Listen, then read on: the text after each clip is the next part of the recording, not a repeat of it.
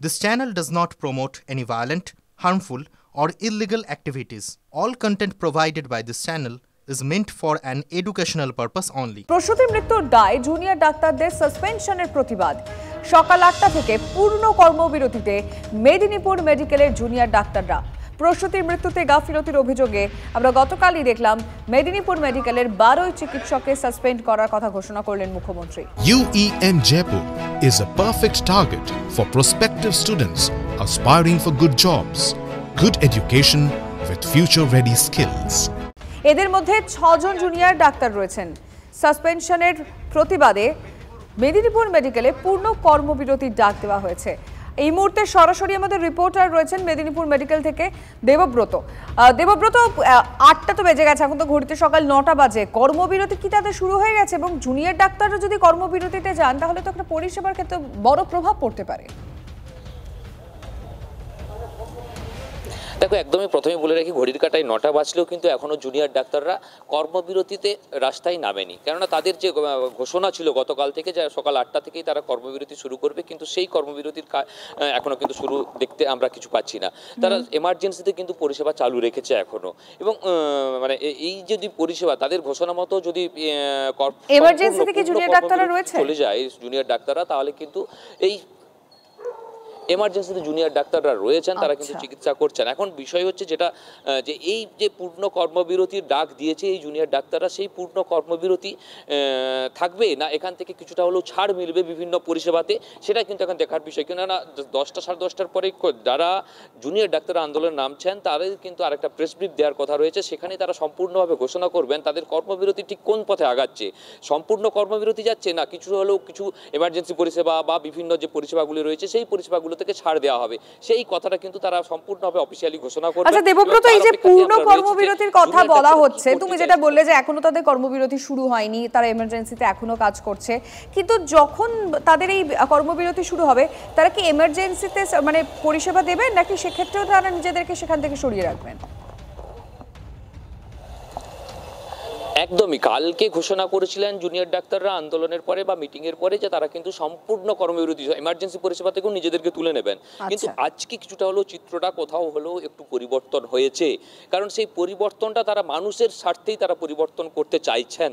তারা চাইছেন যে এই যে মানুষের যারা যেহেতু তারা চিকিৎসা পরিষেবার সাথে যুক্ত, তাই পরিষেবা সাধারণ মানুষকে যাতে সমস্যায় পড়তে না হয়, তাই সাধারণ মানুষের কথা মাথায় রেখে চিকিৎসা পরিষেবার কথা মাথায় রেখে তারা কিছুটা হলেও কোথাও পিছু পা হচ্ছেন এই আন্দোলনে। এবং কোথাও মনে হচ্ছে যেন তারা কিছু মানে এমার্জেন্সি পরিষেবা সহ বিভিন্ন যে পরিষেবাগুলো যেগুলো মানুষের কাছে খুব অতি সত্বর প্রয়োজন, সেই পরিষেবাগুলোকে এই আওতার বাইরে রাখতে পারেন, এই খবর কিন্তু আমাদের কাছে পৌঁছাচ্ছে। কিন্তু যতক্ষণ না জুনিয়র ডাক্তাররা সম্পূর্ণভাবে তারা প্রেস ব্রিফ করে জানাচ্ছেন, ততক্ষণ কিন্তু আমরা জোর দিয়ে বলতে পারছি না যে তারা এই পরিষেবাগুলো থেকে মানে এখন কিছুক্ষণ অপেক্ষা করা ছাড়া এখন আর উপায় নেই বোঝা যাচ্ছে। দেখা যাক আলটিমেটলি কি হয়। দেবব্রত, তোমায় ধন্যবাদ। প্রসূতির মৃত্যুতে ডাক্তারদেরই কাঠগড়ায় তুলল সরকার। সুপার সহ মেদিনীপুর মেডিকেলের ১২ জন ডাক্তারকে সাসপেন্ড করলেন মুখ্যমন্ত্রী তথা স্বাস্থ্যমন্ত্রী। অভিযুক্ত ডাক্তারদের বিরুদ্ধে হয়েছে এফআইআরও। যারা যারা সেদিন ওখানে দায়িত্বে ছিলেন মেদিনীপুরে, তারা কিন্তু তাদের দায়িত্ব যদি সঠিকভাবে পালন করতেন তাহলে কিন্তু এই মাকে বাঁচানো যেত, সন্তানকেও বাঁচানো যেত। এটা খুব দুঃখজনক ঘটনা। দুটো ইনভেস্টিগেশন রিপোর্ট যখন চিফ সেক্রেটারি এবং হেলথ সেক্রেটারি আমার কাছে সাবমিট করেছেন এবং তারপরে তারা সাজেশন দিয়েছেন, সব সাজেশন মেনে নিয়ে 12 জনকে সাসপেন্ড করে দেওয়া হলো, along with pending investigation by the CID. যে কজন সেদিন ছিলেন দায়িত্বে এবং নেগলিজেন্সি, যাদের জন্য এই কাণ্ডটা হয়েছে, তাদের কাছে যদি অন্য পেশেন্ট পড়ে কি করবে তো আমরা জানি না। মানুষকে তো বাঁচাতে হবে। যে হেলথ ডিপার্টমেন্ট থেকে যেটা হয়েছে কমপ্লেন, সেই কমপ্লেনটাই তো FIR. It will be treated as FIR. Saline বিতর্কে অন্য কাহিনীও থাকতে পারে, মন্তব্য মুখ্যমন্ত্রী। তবে কি চক্রান্তের ইঙ্গিত রাজ্য প্রশাসনের? কোন স্বার্থে ব্ল্যাকলিস্টেড কোম্পানিকে ব্যবসা করতে দেওয়া হলো, প্রশ্ন তুলছেন চিকিৎসক থেকে বিরোধীরা। স্যালাইনের কথা আপনারা বলছেন, অনেক স্টেটে এখনো চলছে। এর মধ্যে অন্য কোনো কাহিনী থাকতে পারে। স্যালাইন বিতর্কে তবে কি কোনো চক্রান্তের দিকে আঙুল? ষড়যন্ত্রের গন্ধ পাচ্ছে নবান্ন? স্যালাইন কাণ্ডে তোলপাড় হচ্ছে রাজ্য। সিআইডি তদন্তের নির্দেশ দেওয়ার দিনই চিকিৎসকদের গাফিলতির দিকে ইঙ্গিত করেছিলেন মুখ্য সচিব। ভাবে দেখা যাচ্ছে কি there is a negligence, serious negligence on the part of the unit যারা ওখানে তখন ডিউটিতে ছিলেন। তদন্ত শুরুর আগে সরাসরি আরজিকর কাণ্ডের প্রতিবাদীদের দিকে তীর ছুঁড়েছিলেন কুণাল ঘোষ। সরকারকে মেলাইন করার জন্য কেউ কোনো চক্রান্ত করছেন কিনা, আরজিকর ইস্যুতে রাত জাগা আর দফা এক দাবি এক পাবলিকরা যারা মেদিনীপুর মেডিকেল কলেজ হাসপাতালের অত্যন্ত গুরুত্বপূর্ণ জায়গায় আছে, গোটা বিষয়টাই খতিয়ে দেখো। এবার স্যালাইন কাণ্ডে চিকিৎসকদের গাফিলতির কথা মুখ্যমন্ত্রীর মুখে। এই যে স্যালাইনের কথা আপনারা বলছেন, অনেক স্টেটে এখনো চলছে, খোঁজ নিন, তারা কিন্তু এটা ব্যবহার করছে। এর মধ্যে অন্য কোনো কাহিনী থাকতে পারে, আমি এর মধ্যে যাব না, আমরা বন্ধ করে দিয়েছি। বিতর্কের কেন্দ্রে পশ্চিমবঙ্গ ফার্মাসিউটিক্যালের স্যালাইন। কর্ণাটক সরকার আগেই এই সংস্থাটিকে ব্ল্যাকলিস্ট করেছে। পশ্চিমবঙ্গ সরকার তাদের উৎপাদন বন্ধের নির্দেশ দিয়েছিল গত মাসে। তারপরও মেদিনীপুর মেডিকেলে এই স্যালাইন ব্যবহার নিয়ে প্রশ্ন উঠছে। চিকিৎসকদের সাসপেন্ডের দিনই এই বিতর্কে মুখ খুলেছেন মুখ্যমন্ত্রী। গাফিলতি, যারা জানে না তারা গেছে সিজারিয়ান করতে, অ্যানেস্থেসিয়া দিয়ে দিয়েছে উল্টোপাল্টা। নামগুলো কেন হলো? এমএসবিবি তার দায়িত্ব নাও, অ্যাডমিনিস্ট্রেশন দেখা কোথায় ছিলেন তিনি? HOD head of the department cover গেছেন। পশ্চিমবঙ্গ ফার্মাসিউটিক্যালের স্যালাইন তাহলে বাংলায় নিষিদ্ধ করা হলো কেন? দায় এড়াতে, নজর ঘোরাতে চিকিৎসকদের কাঠগড়ায় তুলছে সরকার, প্রশ্ন তুলছেন চিকিৎসক থেকে বিরোধীরা। গভর্নমেন্ট এই কোম্পানির পশ্চিমবঙ্গ ফার্মাসিউটিক্যাল লিমিটেডের সমস্ত ওষুধ সেই রাজ্যে নিষিদ্ধ করলো কেন? সেটা কি তাহলে ভুয়ো ছিল? গত 10 মাস ধরে কোন স্বার্থে, কোন ব্যবসার স্বার্থে এই কোম্পানিকে ব্যবসা করতে দেওয়া হলো? কার স্বার্থে? এই তদন্ত হবে না? যে ওরা রিপোর্টটা দিয়েছিল যে কেন আরএলকে ক্যান্সেল করা হলো, কেন ব্ল্যাকলিস্ট করা হলো, সেখানে স্পষ্টত লেখা আছে ব্যাকটেরিয়াল এন্ডোটক্সিস পাওয়া গেছে। এটা থেকে বাজে রকমের ইনফেকশন সব কিছুই হতে পারে। মানে গুণমান কোথায়? তাহলে কর্ণাটকে কি এই জুনিয়র ডাক্তাররা আমরা গিয়ে ওখানে এসব করলাম? সেন্ট্রাল ল্যাবে যেটা ফেল করেছে সেই স্যালাইনকে আজকে এখানে চালানোর জন্য এবং তাদের যে ঘাড়ে যে দোষটা রয়েছে, যে অপরাধ তারা করেছে, সেই অপরাধটাকে ঢাকা দেওয়ার জন্য আজকে ডাক্তারদের দিকে আজকে মানুষের দৃষ্টি ঘুরিয়ে দেওয়ার জন্যই এই ঘটনা ঘটিয়েছে বলে আমরা মনে করি। স্বীকার করে নিচ্ছেন একদিকে যে it is not up to the mark, অর্থাৎ স্যালাইনটা ঠিক নেই, ব্যবহার করার উপযোগী নয়, অথচ ব্যবহার বন্ধ করছেন না। নিশ্চয়ই এর পেছনে মানিটারি কোনো প্রেশার ছিল। আরজিকর থেকে সংঘাত শুরু। 5 মাস পর মেদিনীপুরে প্রসূতি মৃত্যুর ঘটনা তাকে আরও খুঁচিয়ে তুলল। দীক্ষা ভুইয়া ও সৌরভ দত্তের রিপোর্ট, TV9 বাংলা। ফের প্রসূতির স্যালাইনে বিষ, আবার সেই কাঠগড়ায় মেদিনীপুর মেডিকেল কলেজ। স্যালাইনের বোতলে ছত্রাক পাওয়ার অভিযোগ। হাসপাতাল চত্বরের ন্যায্য মূল্যের দোকান থেকে এই স্যালাইন কেনে এক প্রসূতির পরিবার। স্যালাইন দিতে গিয়ে ফাঙ্গাস নজরে আসে আমাদের, এবং আয়াদের নজরে আসার পরই এক প্রসূতির মৃত্যু। এতজনের অসুস্থতা হওয়ার পরই কি টনক নড়ছে না হাসপাতাল কর্তৃপক্ষের? উঠছে প্রশ্ন। মেদিনীপুর মেডিকেলে স্যালাইন বিভ্রাট, প্রসূতি মৃত্যুতে তোলপাড়। প্রশ্নে রাজ্যের স্বাস্থ্য ব্যবস্থা। চিকিৎসকদের গাফিলতি স্পষ্ট, বলছেন মুখ্যমন্ত্রী। টানটান পরিস্থিতিতে আবার স্যালাইনে ছত্রাক পাওয়ার অভিযোগ, এবারও সেই মেদিনীপুর মেডিকেলেই।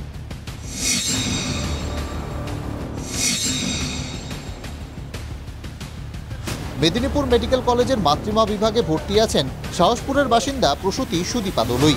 বিতর্কিত পরিস্থিতিতে হাসপাতালে বন্ধ রাখা হয়েছে আরএল স্যালাইন সাপ্লাই। তাই সুদীপার পরিবারকে স্যালাইন ও ওষুধ কিনে আনতে বলা হয়।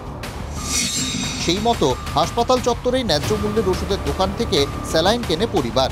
2টি আরএল এবং 4টি ডিএনএ স্যালাইন কিনে আনা হয়। অভিযোগ, কিছুক্ষণের মধ্যেই পরিবারকে ডাকেন ওয়ার্ডের দায়িত্বে থাকা আয়ারা। একটি আরএল স্যালাইনের বোতল দেখে চোখ কপালে ওঠে প্রসূতির পরিজনদের। অভিযোগ, স্যালাইনের বোতলে ছত্রাক ঘুরপাক খাচ্ছে দেখেন তারা। দোকানে লিয়েছে এগুলো সব 6টা লিয়া হয়েছে, মোট আরএল লিয়া হয়েছে 2টো আর ডিএনএস লিয়া হয়েছে 4টা। তার মধ্যে এই দিদিমণিরা বলছে যে এগুলো গন্ডগোল আছে, একটু দেখবে যাও। এই যে যেমন এটা কি বলছে, ব্যাচ যেমন পরিষ্কার বুঝে যাচ্ছে এগুলো। হ্যাঁ, এই ভিতরে হসপিটালের ভিতরেই, ন্যায্য মূল্যে ওষুধ দোকান। হ্যাঁ, আজকে কিনেছে।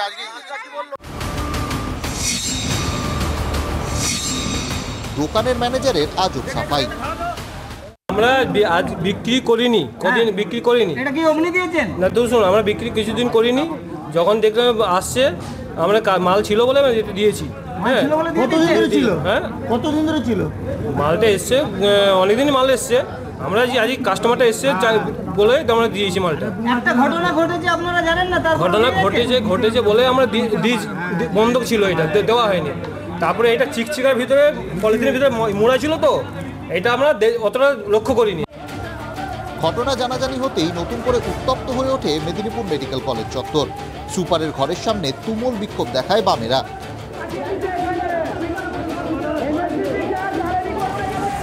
সরকার ব্যান করার পরেও সেই স্যালাইন কেন হচ্ছে এই ন্যায্য মূল্যে ওষুধ দোকানে বিক্রি হচ্ছে? এ দায় কে নেবে? এ দায় শুধুমাত্র ন্যায্য মূল্যের ওষুধ দোকানের যিনি টেন্ডার নিয়েছেন তার নয়, এই হাসপাতালে এমএসভিপি, গোটা স্বাস্থ্য দপ্তর। প্রসূতি সদ্যজাতের মৃত্যুর পরও কর্তৃপক্ষ এতটা দায়সারা কি করে? অথচ সাধারণ মানুষ ছত্রাক চেনে বলুন তো? সাধারণ মানুষ তো ছত্রাক চিনতে, একটু গ্রামের পরিবার যদি হসপিটালে ভর্তি হয় এবং তাকে যদি ওই স্যালাইন দেওয়া হয়ে থাকে, সে তো বুঝতেই পারবে না যে তার সাথে কি অপরাধ ঘটে গেল। কিন্তু মার্ডার করার সামিল। সামগ্রিক দুরবস্থা তারই অংশ হলো স্যালাইনে বিষ, এবং একটার পর একটা মেদিনীপুরে হয়েছে, আরও অনেক জায়গায় এরকম খুঁজলে পাওয়া যাবে। এর দায় নেবেন কে? হাসপাতাল কর্তৃপক্ষ না স্বাস্থ্য দপ্তর? এ প্রশ্ন কিন্তু থাকছে। মেদিনীপুর থেকে ক্যামেরায় সুজয় নায়কের সাথে দেবব্রত সরকার, TV9 বাংলা। স্যালাইন নিয়ে বিতর্কের মধ্যেই এবার ক্ষতিপূরণ নিয়েও রাজনীতির টানাপোড়েন। মৃত প্রসূতির পরিবারকে ৫ লক্ষ টাকা ক্ষতিপূরণ ও একজনকে চাকরির ঘোষণা মুখ্যমন্ত্রীর। ৫ নয়, রাজ্যকে ৫০ লাখ টাকা দিতে হবে। মৃত পরিবারের সঙ্গে দেখা করে পাল্টা দাবি শুভেন্দু অধিকারীর।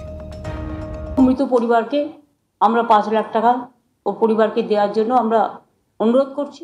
আমি 10 লাখ টাকা দেব, মমতার 5 লাখ নেবে না। প্রসূতি মৃত্যুতে ক্ষতিপূরণ নিয়েও রাজনীতি। বৃহস্পতিবারই কলকাতা হাইকোর্ট নির্দেশ দেয় স্যালাইন কাণ্ডে ক্ষতিগ্রস্তদের ক্ষতিপূরণ দিতে হবে। তার কিছুক্ষণের মধ্যেই নবান্ন সভাঘরে সাংবাদিক সম্মেলনে মুখ্যমন্ত্রীর ঘোষণা, মৃত্যুর বিকল্প কোনো সান্ত্বনাতেই কাজে লাগে না, সাহায্যেও কাজে লাগে না, তবুও মৃত পরিবারকে আমরা ৫ লাখ টাকা ও পরিবারকে দেওয়ার জন্য আমরা অনুরোধ করছি। এবং তার পরিবার থেকে যদি কেউ চাকরি করতে চায়, যেহেতু এটা আমাদের ডাক্তারদের নেগলিজেন্সির জন্য হয়েছে, সরকারের কেউ চাকরি করতে চায় আমরা সেটাও করব। একদিকে যখন মুখ্যমন্ত্রী ৫ লাখ টাকা ক্ষতিপূরণ ও একজনকে চাকরির ঘোষণা করছেন, তখনই মৃত প্রসূতি মামনি রুইদাসের বাড়িতে পৌঁছে যান শুভেন্দু অধিকারী। নিজে 2 লাখ টাকা ক্ষতিপূরণ দেন, আরও 8 লাখ টাকা দেবেন বলে জানান। পরিবারকে বিরোধী দলনেতার পরামর্শ, 5 লাখ নয়, রাজ্য যদি 50 লাখের 1 টাকাও কম দেয় নেবেন না।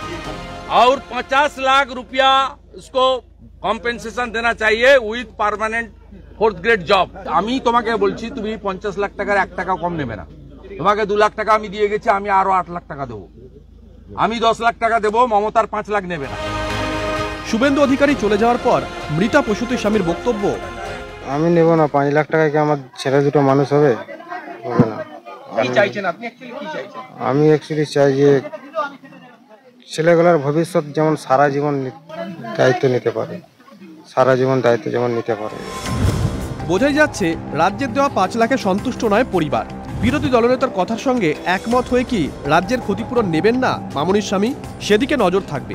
এদিকে স্যালাইন কাণ্ডে এদিন কড়া অবস্থান নিয়েছে কলকাতা হাইকোর্ট। ক্ষতিপূরণ দেওয়ার নির্দেশের পাশাপাশি বিতর্কিত রিঙ্গাল ল্যাকটেড স্যালাইন বন্ধের নির্দেশ দিয়েছেন প্রধান বিচারপতির বেঞ্চ।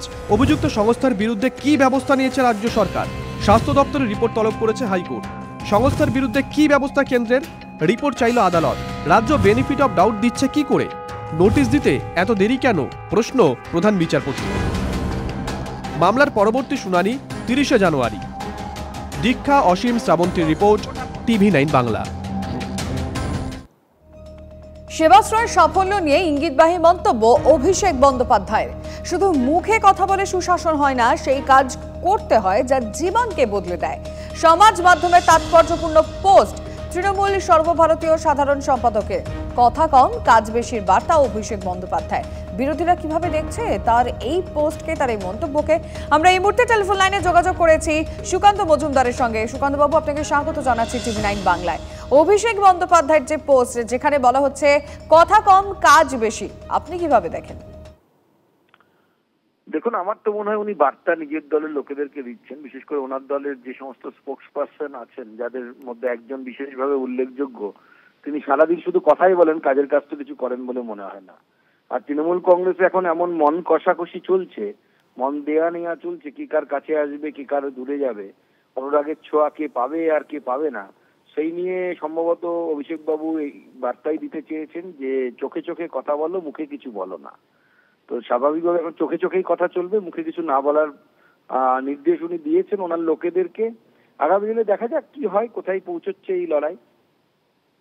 অনেক ধন্যবাদ আপনাকে। আমরা কথা বললাম সুকান্ত মজুমদারের সঙ্গে, এবং কোথাও গিয়ে এই যে পোস্ট, সেই পোস্টের মাধ্যমে কাকে বার্তা দিতে চাইলেন অভিষেক বন্দ্যোপাধ্যায়, কারণ এখানে যে লাইনটা খুব ইম্পর্টেন্ট, শুধু মুখে কথা বলে সুশাসন হয় না, সুশাসনের কথা বলা হচ্ছে। আর এই মুহূর্তে সুশাসন শাসন কারা করছে? শাসক দল তৃণমূল কংগ্রেস। কোথাও গিয়ে নিজের দলকেই কি বার্তা দিতে চাইছিলেন অভিষেক বন্দ্যোপাধ্যায় এই পোস্টের মাধ্যমে? সিপিএম কি ভাবছে আমরা অবশ্যই জানার চেষ্টা করব। সুজন চক্রবর্তী এই মুহূর্তে রয়েছেন আমাদের সঙ্গে টেলিফোন লাইনে। সুজন বাবু, এই পোস্টকে আপনি কিভাবে দেখেন? কাকে বার্তা দিতে চাইলেন? দিতে চাইছে সেটা পিসি ভাগ্য বলে ঠিক করুক, ওটাতে মানুষের কোনো আগ্রহ নেই। কিন্তু স্পষ্ট যে সেবাশ্রয়ের প্রোগ্রামের মধ্য দিয়ে দুটো জিনিস ইন্ডিকেটেড হয়েছে। এক, রাজ্যের স্বাস্থ্য ব্যবস্থা ফেল, বরং তার চাইতে ডায়মন্ড হারবার মডেলে সরকারি ব্যবস্থাকে রাজনৈতিকভাবে তৃণমূল ব্যবহার করতে চায়। সরকারি ব্যবস্থা ফেল কেন? তার সরকারি ব্যবস্থা ফেল এই কারণে যে 7 দিনের মধ্যে 1 লক্ষ পেশেন্ট, তাহলে এই 1 লক্ষ পেশেন্ট সরকারি হাসপাতালে যায়নি কেন? তাহলে যাওয়ার ব্যবস্থা ছিল না, সেখানে চিকিৎসা হয় না। অথচ সেই সরকারি ডাক্তারদেরই রাজনৈতিক কারণে ব্যবহার করা এখানে হচ্ছে। 1, 2 হতে পারে একটা বার্তা দিল, হয় পিসিকে, না হলে ভাইপোকে, এই না হলে শান্তনুকে, যে শান্তনু কম কথা বলে কাজ বেশি করছে, পিসি তুমি কাজ কম করছো, কথা বেশি বলছো, হয়তো এইরকম কিছু একটা হবে। অনেক ধন্যবাদ আপনাকে। 9 আগস্ট থেকে 18 জানুয়ারি 5 মাস পর কাল তিলোত্তমার রায়দান। কাল দুপুর 2:30 রায় শোনাবে শিয়ালদা আদালত। বিচার পাবে তিলোত্তমা? দোষী কি শুধুই সঞ্জয় রায়? তদন্ত কি গুটিয়ে নেবে সিবিআই? রায় শান্তি পাবে তিলোত্তমার পরিবার? কাল দিনভর TV9 বাংলায় বিশেষ কভারেজ।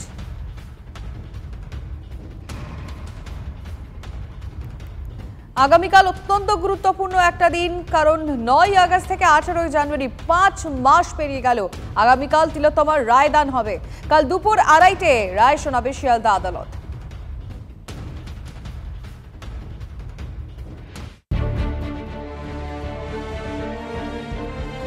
ঠিক 5 মাস আগে আজিকরের ঘটনায় স্তম্ভিত হয়েছিল গোটা রাজ্য তথা দেশ। 9 আগস্ট হাসপাতালের সেমিনার রুম থেকে উদ্ধার হয় এক মহিলা চিকিৎসকের দেহ। ধর্ষণ খুনের অভিযোগে 48 ঘন্টার মধ্যেই সিভিক ভলেন্টিয়ার সঞ্জয় রায়কে গ্রেপ্তার করে কলকাতা পুলিশ।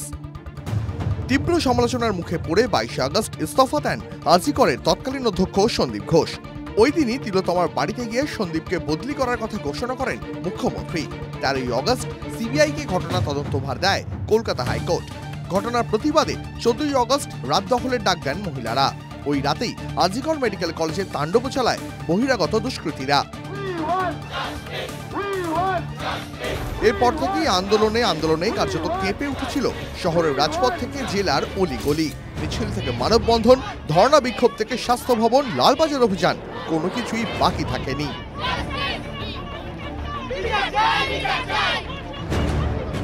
এরই মধ্যে রাজ্য সরকারের কাছ থেকে স্ট্যাটাস রিপোর্ট তলব করে সুপ্রিম কোর্ট। 21 আগস্ট আদালতের নির্দেশে আজিকরের নিরাপত্তায় সিআইএসএফ মোতায়েন করা হয়। 2 সেপ্টেম্বর গ্রেফতার করা হয় আজিকরের প্রাক্তন অধ্যক্ষ সন্দীপ ঘোষকে। 14 সেপ্টেম্বর তথ্য প্রমাণ লোপাটের অভিযোগে গ্রেপ্তার হন টালা থানার প্রাক্তন ওসি অভিজিৎ মণ্ডল। ওই দিনই সল্টলেকে ডাক্তারদের ধর্ণা মঞ্চে পৌঁছে গিয়েছিলেন খোদ মুখ্যমন্ত্রী। আমি চাই তিলোত্তমার বিচার হোক। আমি সিবিআইকে অনুরোধ করব যত তাড়াতাড়ি বিচার হোক, এমনকি 3 মাসের মধ্যে তারা যেন ফাঁসির অর্ডার দেয়। আমি এটা সিবিআইকে অনুরোধ করব আপনাদের প্ল্যাটফর্মে বসে। এরপরেও অবশ্য আন্দোলন থেমে থাকেনি। আন্দোলনরত চিকিৎসকদের সঙ্গে দফায় দফায় কথা বলেন মুখ্যমন্ত্রী। স্বাস্থ্য ব্যবস্থার খোলনলচে বদলে ফেলার আশ্বাস দেন। সুপ্রিম কোর্টেও সেই মর্মে হলফনামা জমা দেয় রাজ্য। তবু বিচারের দাবিতে রাজপথ ছাড়েননি চিকিৎসক মহল এবং নাগরিক সমাজ। অবশেষে এলো সেই বার্তা। 18 জানুয়ারি তিলোত্তমা খুন ধর্ষণের রায় ঘোষণা। বিচার পাবে তিলোত্তমা। Bureau report, TV9 Bangla.